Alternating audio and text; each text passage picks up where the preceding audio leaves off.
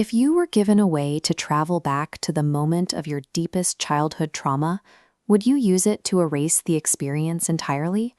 This choice confronts two very different friends. Artix is a centuries-old immortal who has lived across 4 planets.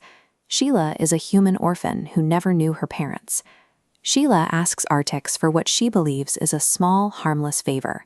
She wants him to take her back in time just to discover who her parents were before they were lost in Lozenage fire. But Artix refuses. He denies his friend the closure she spent her life seeking, standing firm even when she feels he's being cold. To Sheila, it looks like a lack of empathy. But Artix has already seen what happens when the power to heal is used without understanding the cost. Centuries ago, Artix lived a normal life on the planet Calcifern. He was a child then, and to him, his extraordinary abilities didn't feel like a secret. They just felt real. Artix's genetic heritage converges 4 worlds: Gibber, Earth, Doxier, and Calcifern. This unique mix grants abilities like flight. Those specific Doxian and gibberish traits activated when a toy landed on the roof. He simply left the ground and flew up to get it. But his friend Gus was a normal Calcifernian. When Gus tried to mimic the flight by jumping off the roof, he didn't float. He fell like a rock and hit the lawn below. Artix's mother rushed outside and used a hidden ability, a healing touch that enveloped Gus in blue light, mending his broken body instantly. It was an act of mercy, but it created a collision between an immortal's power and a mortal's world that could not be undone. The accident caught the attention of Gus's father, the president of Calcifern. He launched an immediate investigation into how his son had survived a lethal fall without a scratch. Forensic teams found massive bloodstains on the grass, yet the medical team could find no trace of injury on the boy.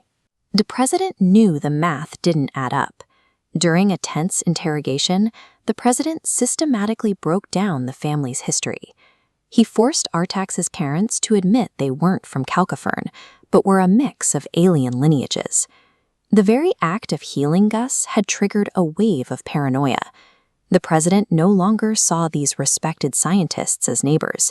He saw them as an undisclosed alien presence with abilities that threatened his people.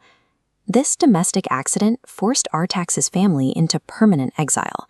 It proved that exposing these powers doesn't lead to acceptance. It leads to fear and the collapse of the life you knew. Artax uses that disaster on Calcifern to explain his stance to Sheila. He isn't just protecting a secret. He is following a law learned through centuries of trial and error. When his people discovered time travel, they corrected every past mistake and tragedy. But as they edited out pain, the present changed. Removing past trauma caused wonderful, essential parts of their lives to cease to exist. To save their world, they had to form a committee to go back and undo their own changes, returning history to its original, painful state. They realized that there is something to be learned from every experience, no matter how bad it seems. Interference isn't just dangerous, it robs the present of the foundation it was built on. Artix believes that if he takes Sheila back to find her parents, he is ignoring the very lessons his people died to protect. He tells her that time travel is an extremely dangerous way to take away pain. It provides an escape, but it doesn't provide a solution. Artix's final lesson is that pain can provide a specific kind of strength, but only if you learn how to use it. Sheila's past hasn't just shaped her, it has given her the resilience she carries today. To erase the struggle is to erase the person who survived it.